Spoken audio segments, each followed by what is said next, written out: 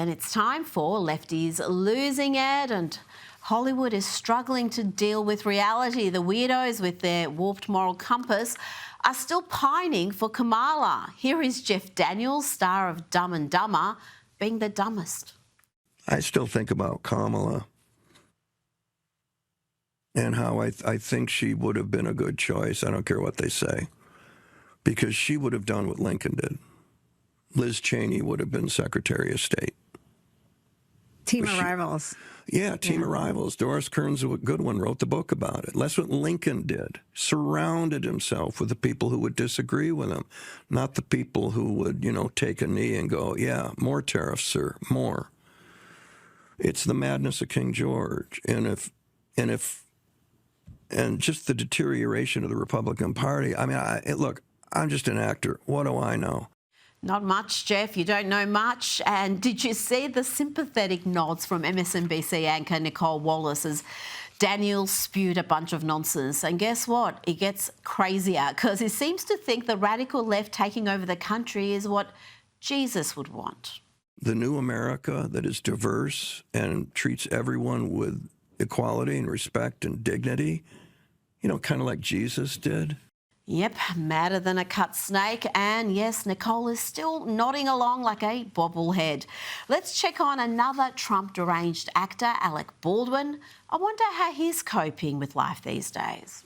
Sing to me, sing to me, sing to me, sing to me, sing to me, sing to me, mommy sing to me, sing to me, mommy sing to me.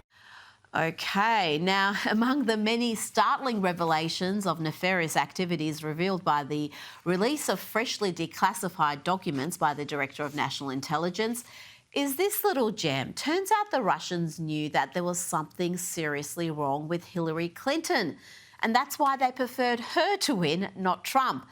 And the Russian Foreign Intelligence Service did not release the information that alleged Clinton was suffering from intensified psycho-emotional problems, including uncontrolled fits of anger, aggression and cheerfulness. If only there was a sign. Did you talk about vice presidential possibilities with Senator Warren? Now, having said all this, why aren't I 50 points ahead, you might ask? And apparently Hillary was on heavy tranquilizers too. Now, if only there was any evidence of that, perhaps something like what we're looking at right now. Now, remember this miscreant throwing rocks at the vehicles of federal officers? Well, there is a happy development in this story.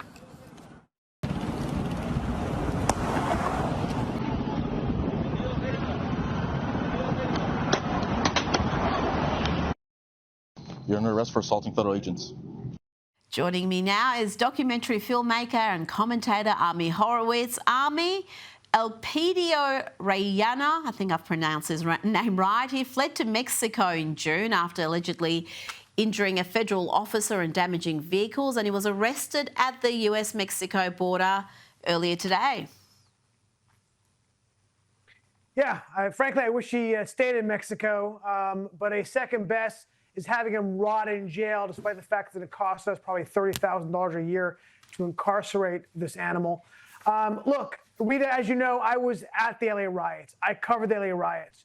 And more importantly, we also have the media covered these riots, right? These are peaceful demonstrations. They simply want due process.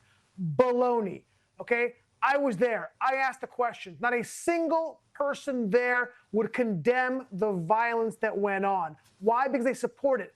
The violence is not a bug. It's a feature, Rita. We have to see that. This guy is a hero to the left because the left has always and continue to lionize violence. Louis Mangione is a more recent example of that.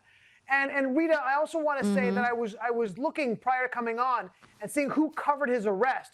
Let me tell you, CNN didn't cover it, MSNBC didn't cover it, the New York Times didn't cover his arrest. Why? Because it highlights the fact that there were violent people at these quote-unquote protests, and they didn't want to highlight that because they were trying to sweep that all under the rug. I'm glad he's in jail. I hope he rotted there for years. Now, more good news. The New York Post reports the Trump administration has won unprecedented concessions from Columbia University in a sweeping settlement with the Ivy League university paying more than $220 million and also pledging to reverse racially discriminatory practice. Columbia is also pledging to resolve civil rights violations against Jewish students. We've seen all the scenes of violence on university campuses, including at Columbia.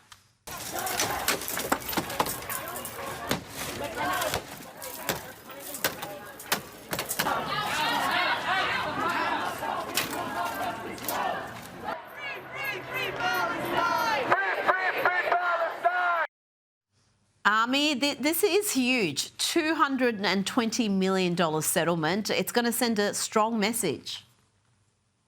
Yeah, look, it's not nothing, that's for sure.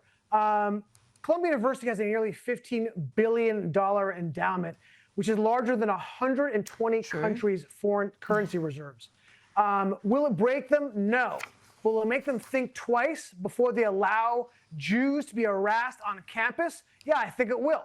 Look, these people want the Jewish Studies Department to be part of the History Department. That's their goal. Let's make no mistake about it.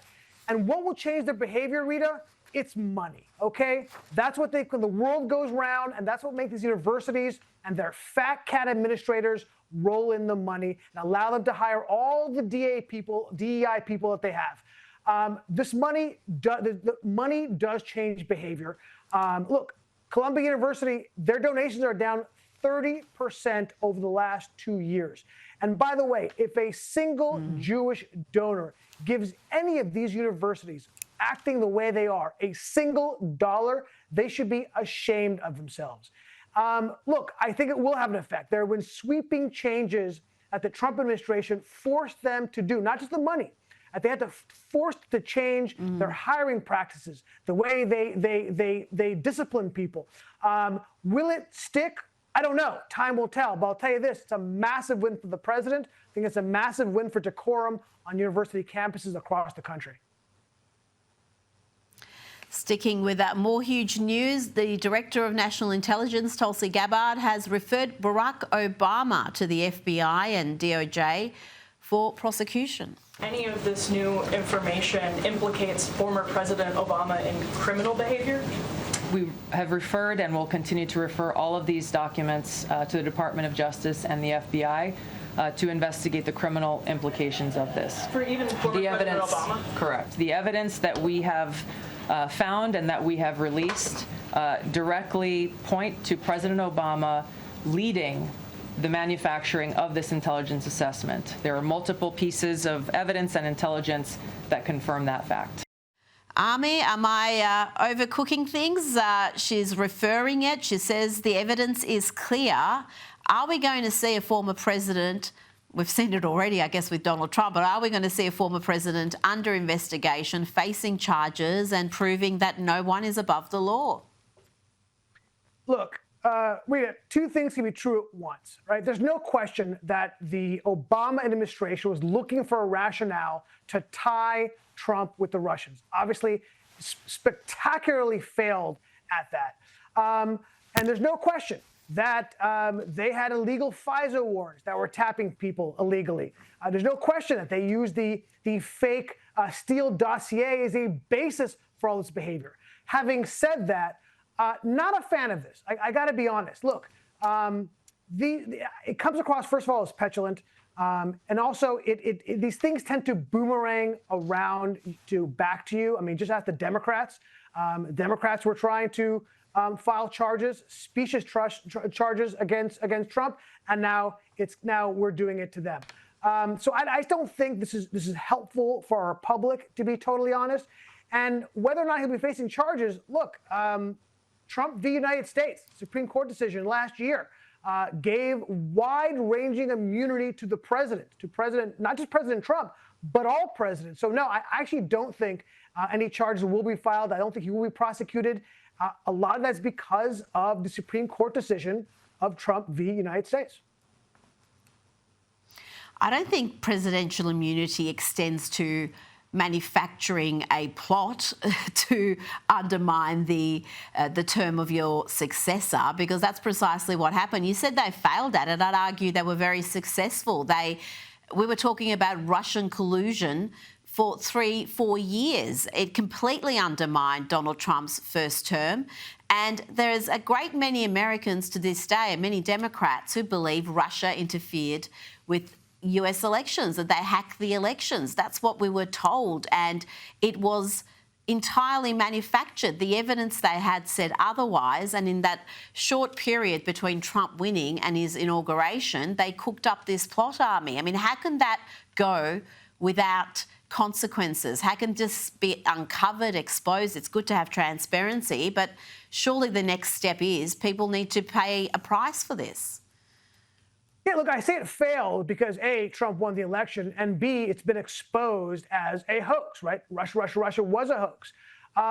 No, we should allow this to go unpunished, and there are a lot of people who I think should and will be punished for it. I'm just saying that from what I read and understand, Trump v. U.S. gives wide-ranging immunity, and this may, in fact, fall within that as well. See, I disagree there, but we'll move on. We'll discuss this more, I'm sure, in the coming weeks. I'm interested in your reasoning for this data. We're seeing a mass exodus from states like California. Close to 700,000 people have left California since 2023. They've moved to states like Florida, Tennessee, Texas, and some of the reasons obviously are economic, lower taxes, perhaps less crime, but other underlying issues that we're not detecting here. Why do you think the reason for this is? Same phenomenon is happening from New York, people leaving and going to those red states. Look, when Mamdani and Newsom say, hey, where are they going to go? Yeah, bro. We see where they're going to go. They're going to go to Texas. They're going to go to Tennessee. They're going to go to Florida. And they have. Obviously, look, an advantage there's a lot of advantage having money. Money is a good thing, right? One of the advantages, it gives you mobility. You can pick up and you can leave. You're not tied to one place. Look, I'll tell you a quick story about why people are leaving. Look, I own a property in Los Angeles. I'm a former Californian, Los Angelino. And I want the entire push for the city was for higher density in housing. They want to take single family homes and they want to convert them to apartment buildings. So of course I want to do that. It's more profitable for me to tear down the single family home that I rent and build an apartment building. But they make it so difficult for me to do what they want me to do because they want me to create higher density, but they don't want to make money. They want to put me through the ringer. They want to put me through 2 years of regulations and expense to do it. And guess what? I'm not doing it because it's not worth it. Well, that is the problem. I mean, it's also a problem of a one-party state, isn't it? The Democrats just rule supreme across California, across the major cities, and their policies are radical. And all they've done, despite supposedly pushing for a greater equity, is to have a greater gap between the rich and poor. And it's not, I think, just the uber rich who are leaving states like California and New York, I think a lot of people struggling to live, struggling to pay their bills are also looking elsewhere for a better life. No question about it. Why would you want to, if you're just trying to get by and of course, you're the middle class, right? Why are you going? How could you afford or want to spend $5,000 a month in rent in Los Angeles, right? And not even like in a great place in Los Angeles, when you can move to Texas and Houston and Dallas and literally pay $2,000 a month for the same place. It doesn't make sense. And of course, yes, you don't have to be rich to have mobility. You just need an ability to find a job somewhere else. And thank God this country allows for people to move around when they want to. And they're finding themselves saving money and having a better quality of life, not just economically, but for quality of life in terms of crime, right? And in terms of dirt and homelessness. They're making that move because life is just easier and better in a lot of these red states. Absolutely. And you know what? as long as they don't take their voting habits with them to these red states, it's all good. Let them go where they want to go. Ami Horowitz, thank you so much for your time tonight. Always a pleasure.